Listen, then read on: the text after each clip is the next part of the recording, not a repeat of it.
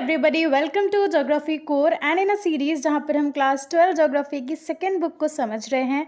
And today's chapter is water resources. So in this detailed video we are going to understand the entire chapter in detail and without any further do let us get into the video. ठीक है, so in the very starting हमको बता रखा है कि जो water scarcity है, यानी कि जो पानी की कमी आजकल हमें देखने को मिलती है, ये आने वाले समय में हमको चैलेंज भी कर सकती है इन अ वे, क्योंकि पॉपुलेशन बहुत ज़्यादा बढ़ रही है जिसकी वजह से वाटर की डिमांड भी बढ़ रही है। लेकिन क्योंकि हम ओवर यूटिलाइज भी कर रहे हैं पानी को एंड पानी पल्यूट भी बहुत ज़्यादा हो रहा है, तो अल्टीमेटली होता क्या है, पानी की कमी नज़र आती है एंड ये वाटर स्कार्सिटी कैन चैलेंजेस। ठीक, आने वाले समय में हमको इसकी वजह से प्रॉब्लम्स भी हो सकती हैं।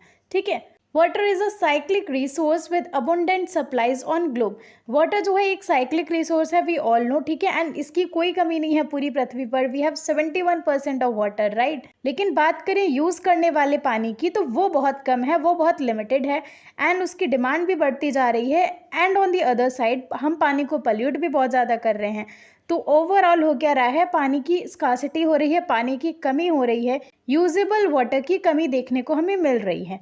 ठीक है, तो पूरी पृथ्वी में 71% जो अर्थ है वो पानी से ही कवर्ड है, लेकिन उसमें से भी केवल 3% पानी ऐसा है जिसको हम फ्रेश वाटर कहते हैं। ठीक है, अब ये जो 3% फ्रेश वाटर है ये हम यूज़ नहीं डायरेक्टली कर सकते, बिकॉज इसका भी बहुत ही छोटा सा फ्रैक्शन है जो कि हम यूज़ कर सकते हैं।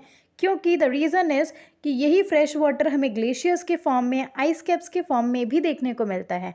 ठीक है, सो इस 3% का भी बहुत ही छोटा सा फ्रैक्शन है जो कि हम ह्यूमंस यूज़ कर सकते हैं, जो कि हमारे यूटिलाइजेशन के लिए अवेलेबल है। So very small proportion of fresh water is available for human use. Okay, then talking about water resources in India. India में अगर हम पानी की बात करें तो वो जानने से पहले हमको 3 इंपॉर्टेंट पॉइंट्स दे रखे हैं जो कि you should know very well. Number first, India accounts for about 2.45% world surface. So entire earth surface का 2.45% जो है इंडिया में है।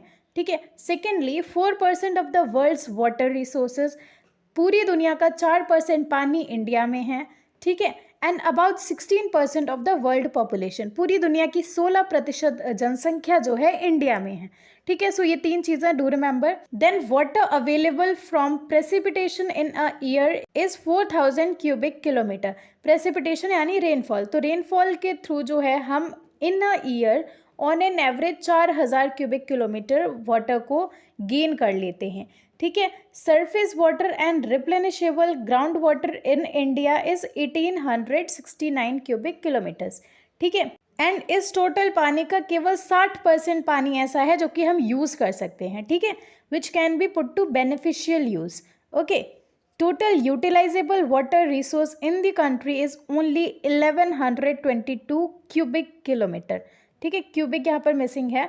सो इंडिया में टोटल पानी जो हम यूज़ कर सकते हैं that is only 1122 cubic kilometres. ठीक है, so these are the numbers जो कि एग्जैक्टली एक्यूरेटली आपको लर्न ही करने हैं। ठीक है, यहाँ पर अप्रॉक्सीमेटली नहीं चलेगा, जो नंबर्स गिवन है in your book you have to learn them as it is. Okay, then next topic है सरफेस वाटर रिसोर्सेज। तो सरफेस वाटर के 4 मेजर सोर्सेज होते हैं जो कि हैं rivers, lakes, ponds and tanks. ठीक है, there are about 10,360 rivers and their tributaries longer than 1.6 kilometre each. So ये पूरे वर्ल्ड की नहीं है, ये इंडिया की बात हो रही है। ठीक है, इंडिया में 10,360 रिवर्स हैं along with their tributary जो कि है 1.6 किलोमीटर लंबी। ठीक है, annual flow in all river basins in India is estimated to be 1869 cubic kilometre. So India में सभी रिवर बेसिन में एनुअली जो फ्लो होता है that is approximately 1869 cubic kilometer.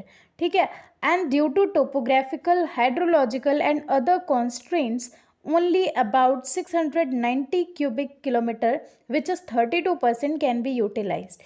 ठीक है, सो देखो कॉन्स्ट्रेंट्स का मतलब होता है लिमिट करना या रोकना। ठीक है, so due to some topographical reasons, land form ही ऐसा है, लैंड का स्ट्रक्चर ही ऐसा है कि हम उस वाटर को यूज़ नहीं कर सकते, है ना। हाइड्रोलॉजिकल रीजंस हो सकते हैं। ठीक है, तो कुछ रीजंस है जो कि हमें लिमिट करते हैं एंड जिसकी वजह से एज अ रिजल्ट हम केवल और केवल 32% पानी को ही यूज़ कर सकते हैं। ठीक है, सो ये जो टोटल हमें 1869 क्यूबिक किलोमीटर वाटर मिलता है इन रिवर बेसिन्स, सभी रिवर बेसिन्स में, ठीक है, इसका केवल 32% पानी ऐसा है जो कि हम यूज़ कर सकते हैं, ठीक है।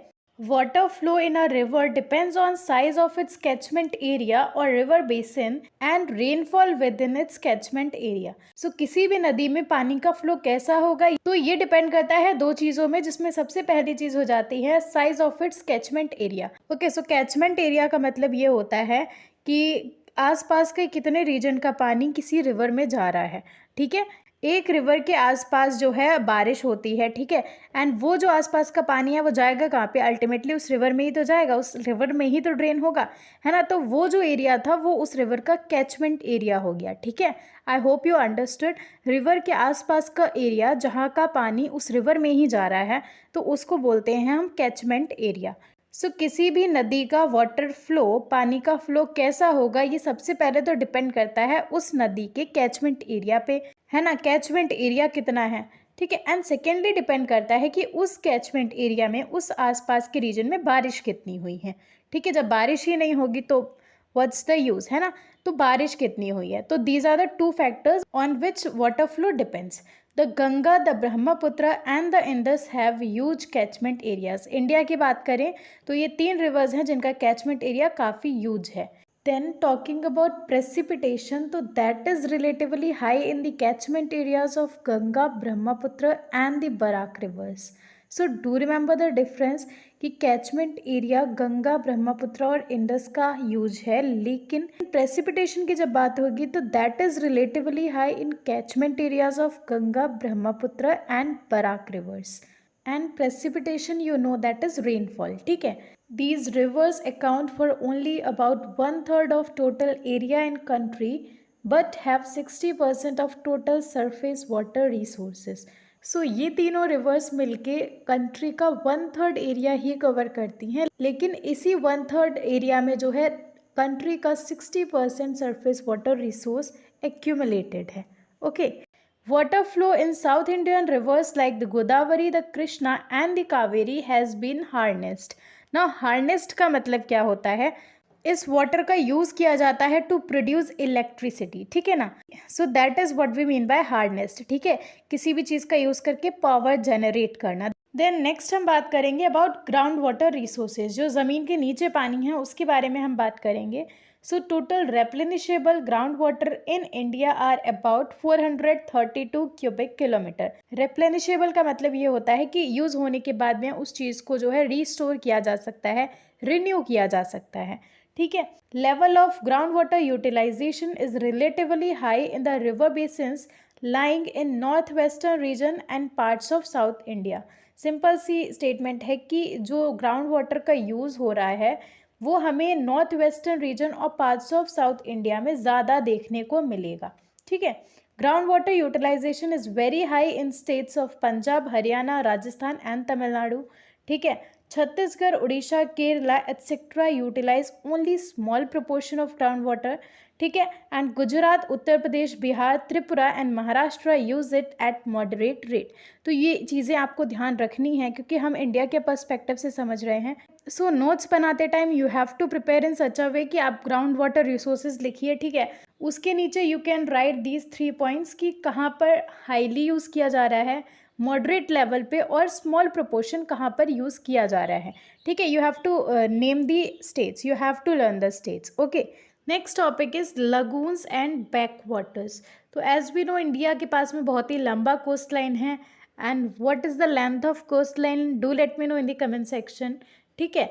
So India has vast coast line and the coast is very indented in some states. So indented का यहाँ पर मतलब ये है कि जो कोस्ट लाइन है एकदम ऐसा नहीं है कि एकदम स्ट्रेट सी लाइन बन गई है ना, एकदम स्मूथ कोस्ट लाइन है, ऐसा नहीं है। सो इट इज़ सेड कि जो कोस्ट है वो कई सारे स्टेट्स में बहुत ही ज़्यादा इंडेंटेड है। तो इंडेंटेड का मतलब ये होता है कि जो हमारी कोस्ट लाइन है वो एकदम स्मूथ नहीं है, एकदम स्ट्रेट सी नहीं बनी है कि ठीक है ये पानी है एंड ये लैंड है, दैट्स इट, ठीक है, ऐसा नहीं है। यहाँ पर क्या होता है, बहुत सारे हमें अलग अलग स्ट्रक्चर्स देखने को मिलेंगे, रफ सी कोस्ट लाइन देखने को मिलेगी, ठीक है, जो कि टेढ़ी मेढ़ी हो सकती है ना।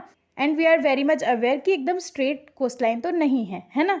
एंड एज अ रिजल्ट इसकी वजह से बहुत सारे लगून्स बन जाते हैं, बहुत सारी लेक्स का फॉर्मेशन होता है, ठीक है। केरला, ओडिशा एंड वेस्ट बंगाल की बात करें तो यहाँ पर बहुत ही ज़्यादा वास्ट सरफेस वाटर रिसोर्सेज हैं in these lagoons and lakes.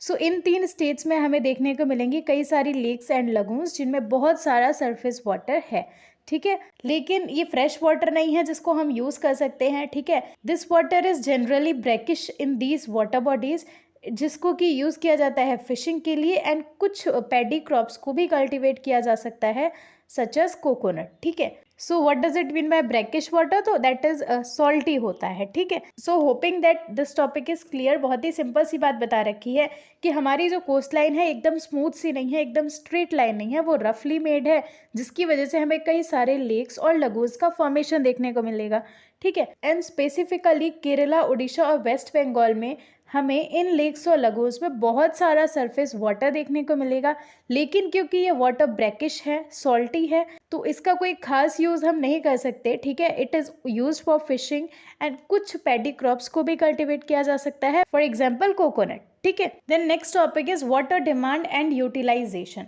So India has traditionally been an agrarian economy, about 2/3 of its population is dependent on agriculture. तो इंडिया जो है हमेशा से ही, ऐसा नहीं है अभी मॉडर्नाइज होके हमने एग्रीकल्चर शुरू किया है ना, हम शुरू से ही जो है एग्रीकल्चर बेस्ड इकोनॉमी है।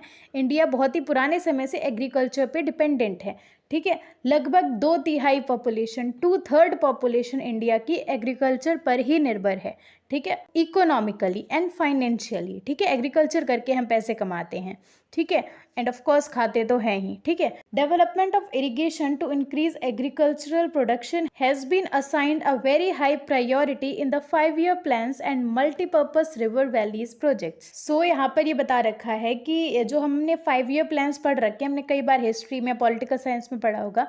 5-year प्लान्स में क्या होता है, कंट्री को लेके चीज़ें प्लान करी जाती हैं कि भाई आगे हम फ्यूचर में अपनी कंट्री में क्या चेंजेस लाने वाले हैं, क्या इम्प्रूवमेंट्स लाने वाले हैं। सो हमेशा ही देखा गया है कि जो इरिगेशन है उसको हाई प्रायोरिटी दी गई है इन 5-year प्लान्स में, ठीक है। हमेशा ही 5-year प्लान्स में इरिगेशन को वैल्यू दी गई है, इरिगेशन के डेवलपमेंट की बात करी गई है। इसी के साथ साथ कई सारे रिवर वैली प्रोजेक्ट्स भी लॉन्च करे गए हैं, ठीक है। सो ये जो रिवर वैली प्रोजेक्ट्स हैं या इरिगेशन के डेवलपमेंट की बात करी गई है, इनका मोटिव क्या है कि जो एग्रीकल्चरल प्रोडक्शन है वो इंक्रीज़ हो, ठीक है। एग्रीकल्चर प्रोडक्शन हमारा अच्छा हो, इसकी वजह से इरिगेशन को डेवलप किया जाता है एंड अलग अलग तरह के रिवर वैली प्रोजेक्ट्स भी हमें देखने को मिले हैं।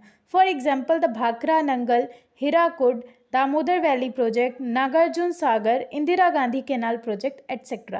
तो ये कुछ एग्जांपल्स हैं जिनको हम मेंशन कर सकते हैं वाइल आंसरिंग, ठीक है। India's water demand at present is dominated by irrigational needs. So पूरे कंट्री की अगर हम वाटर डिमांड्स की बात करें तो सबसे ज़्यादा डिमांड है इरिगेशन की, सबसे ज़्यादा पानी की ज़रूरत हमें पड़ती है for irrigational purpose, okay. So surface water और ग्राउंड वाटर सबसे ज़्यादा यूज़ किया जाता है एग्रीकल्चर के लिए, ठीक है, इरिगेशन के लिए, जिसमें से 89% सरफेस वाटर और 92% ग्राउंड वाटर का यूज़ किया जाता है फॉर एग्रीकल्चर अलोन। इसके अलावा इंडस्ट्रियल सेक्टर की बात करें तो वहाँ पर केवल 2% सरफेस वाटर यूज़ किया जाता है and 5% ground water, and the share of domestic sector is higher, that is 9% in surface water utilization as compared to ground water।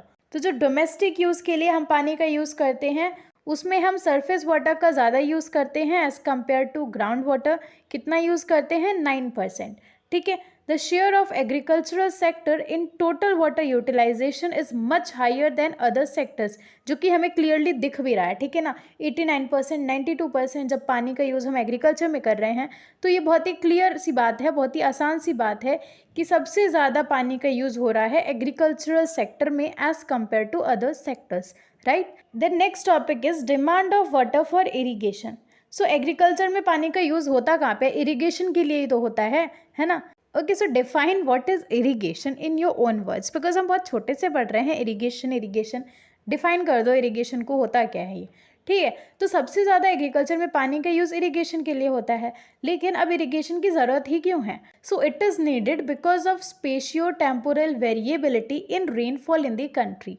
यानी कि स्पेशियो से मतलब होता है स्पेस, एरिया, रीजन, और टेम्पोरल मतलब होता है टाइम से रिलेटेड। ठीक है, जिसमें कहने का मतलब ये है कि पूरी ही कंट्री में हर रीजन में हर समय अलग अलग टाइप की बारिश होती है। कहीं पे बहुत ज़्यादा बारिश हो रही है, कहीं पे बहुत कम बारिश हो रही है, कहीं पे बारिश ही नहीं हो रही है ना। पूरी के पूरी कंट्री में एक ही समय पे बारिश नहीं होती है ना। सो वही चीज़ हमको बता रखी है, क्योंकि बारिश का हमें कोई भरोसा नहीं है कब होगी कब नहीं होगी, हर जगह इक्वल हो नहीं रही है ना। तो इस वजह से हमें क्रॉप के हिसाब से, एग्रीकल्चर के हिसाब से पानी तो चाहिए है ना, लेकिन बारिश का भरोसा है नहीं। तो that is why we need irrigation. ठीक है, the large tracts of the country are deficient in rainfall and are drought prone. कई सारे रीजन ऐसे हैं कंट्री में जहाँ पर रेनफॉल बहुत ही कम हो रही है या वहाँ पर सूखा तक पड़ रहा है। तो वहाँ पे एग्रीकल्चर कैसे होगा जब इरिगेशन अवेलेबल होगा, है ना। सो ऐसे एरियाज जहाँ पे रेनफॉल कम होती है या ड्रॉट प्रोन रीजन है, उसके एग्जाम्पल्स भी दे रखे हैं, which are north western India and Deccan plateau. ठीक है, winter and summer seasons are more और less dry in most part of the country. जिसका सिंपल सा मतलब है कि ज़्यादातर कंट्री में क्या होता है कि जो विंटर्स और समर सीजन्स हैं वो थोड़े बहुत ड्राई होते हैं, मोर और less dry. And as a result क्या होता है, एग्रीकल्चर नहीं प्रैक्टिस किया जा सकता तब तक जब तक हम प्रॉपरली प्रिपेयर्ड नहीं है इरिगेशन फैसिलिटी के साथ में। ठीक है, ड्राई सीजन होगा तब क्या करेंगे, क्रॉप्स तो चली जाएंगी। इसलिए हमारे पास में प्रॉपर फैसिलिटी सुविधा होगी इरिगेशन की, तभी हम प्रॉपरली एग्रीकल्चर को प्रैक्टिस कर सकेंगे इन दीज ड्राई सीजन्स। ठीक है ना। और कुछ तो क्रॉप्स ही ऐसी होती हैं जिनमें बहुत सारा पानी चाहिए होता है। ठीक है, तो हम बारिश के भरोसे नहीं बैठ सकते कि भाई होगी 1-2 महीने में तब हमें पानी मिल जाएगा, है ना। तो we have to irrigate the crops. For example rice, sugar cane, jute, इनमें जो है पानी की रिक्वायरमेंट बहुत ज़्यादा होती है, जो कि तभी फुलफिल करी जा सकती है जब हम इरिगेशन करेंगे। ठीक है, provision of irrigation makes multiple cropping possible. क्योंकि इरिगेशन की सुविधा है इस वजह से हम मल्टीपल क्रॉपिंग कर पाते हैं, थ्रू आउट द ईयर जो है हम एग्रीकल्चर प्रैक्टिस कर पाते हैं, है ना। वरना ऐसे तो है नहीं सभी स्टेट्स में पूरी साल बारिश होती है जिसकी वजह से हमें इरिगेशन की जरूरत नहीं है। क्योंकि इरिगेशन इज अवेलेबल इस वजह से हम मल्टीपल क्रॉप्स भी जो है कल्टिवेट कर पाते हैं। ठीक है, irrigated lands have higher agricultural productivity than unirrigated land. जहाँ पर पानी अच्छे से क्रॉप्स को मिलता है वहाँ पर प्रोड्यूस भी ज़्यादा होता है as compare to unirrigated lands. ठीक है, high yielding varieties of crops need regular moisture supply which is made possible only by a developed irrigation system. तो ऑल एंड ऑल हमको जो है बेनिफिट्स बता रखे हैं, है ना, एडवांटेजेस बता रखे हैं, क्या प्लस पॉइंट्स हैं इरिगेशन के वो बता रखे हैं। So you can just memorise them, जो कि आप आंसर मेकिंग में लिख सकते हैं। ठीक है, जो हाई यील्डिंग क्रॉप्स होती है उनको रेगुलर मॉइस्चर चाहिए होता है, जो कि तभी पॉसिबल है जब हमारे पास में इरिगेशन सिस्टम डेवलप्ड होगा। ठीक है, this is why that green revolution strategy of agriculture development in the country has largely been successful in Punjab, Haryana and western Uttar Pradesh. क्योंकि इन स्टेट्स में जो है इरिगेशन सिस्टम डेवलप्ड है इस वजह से ग्रीन रिवॉल्यूशन यहाँ पर ज़्यादा रंग लाया। ग्रीन रिवॉल्यूशन का ज़्यादा रिजल्ट हमें देखने को मिला in these states which are Punjab, Haryana and western Uttar Pradesh. Okay, in Punjab, Haryana and western Uttar Pradesh more than 85% of their net zone area is under irrigation। 85% से भी ज़्यादा एरिया जो है नेट सोन एरिया यानी कि जहाँ पर एग्रीकल्चर प्रैक्टिस किया जा रहा है वो अंडर इरिगेशन है, यानी कि वहाँ पर इरिगेशन को प्रैक्टिस किया जाता है। Wheat and rice are grown mainly with the help of irrigation. ठीक है, सो ये कुछ प्लस पॉइंट्स हैं, एडवांटेजेस हैं of irrigation which you can learn. Of the total net irrigated area, 76.1% in Punjab and 51.3% in Haryana are irrigated through wells and tube wells। ठीक है, सो पंजाब में 76.1% और हरियाणा में 51.3% जो नेट इरिगेटेड एरिया है जहाँ पर इरिगेशन होता है वो कैसे होता है, वेल्स और ट्यूब वेल्स की मदद से। The overuse has led to decline in groundwater table in these states। Because यहाँ पर पानी का बहुत ज़्यादा यूज़ हो रहा है। ठीक है, ये ट्यूब वेल्स और वेल्स का पानी आ कहाँ से रहा है, आ तो ज़मीन से ही रहा है ना, ग्राउंड वाटर ही तो यूज़ हो रहा है। तो क्योंकि यहाँ पर बहुत ज़्यादा यूज़ होता है इस पानी का, इस वजह से इन स्टेट्स में ग्राउंड वाटर टेबल डिक्लाइन कर रही है एंड कर चुकी है काफ़ी ज़्यादा। ठीक है, in fact over withdrawal in some states like Rajasthan and Maharashtra has increased fluoride concentration in ground water. So क्योंकि हम जो है काफ़ी ज़्यादा ग्राउंड वाटर को विड्रॉ कर रहे हैं, निकाल रहे हैं, एक्सट्रैक्ट कर रहे हैं in states like Rajasthan and Maharashtra, वहाँ पर हमें देखने को मिलेगा कि जो ग्राउंड वाटर है उसमें फ्लोराइड कंसंट्रेशन भी बढ़ रहा है। ठीक है, which is not a good thing, जो कि एक प्रॉब्लमेटिक थिंग है। ठीक है। And it has led to increase in concentration of arsenic in parts of West Bengal and Bihar. यही रीज़न है जिसकी वजह से ग्राउंड वाटर में हमें आर्सेनिक का कंसंट्रेशन देखने को मिलेगा इन वेस्ट बंगाल एंड बिहार। तो इन सिंपल भाषा आर्सेनिक जो है एक टॉक्सिक मटेरियल है वी कैन से, जो कि नुकसानदायक होता है। एंड बिकॉज हम ग्राउंड वाटर का बहुत ज़्यादा एक्सट्रैक्शन कर रहे हैं, यूज़ कर रहे हैं, इस वजह से वेस्ट बंगाल और बिहार में हमें आर्सेनिक का कंसंट्रेशन देखने को मिलेगा। ठीक है। जाना नहीं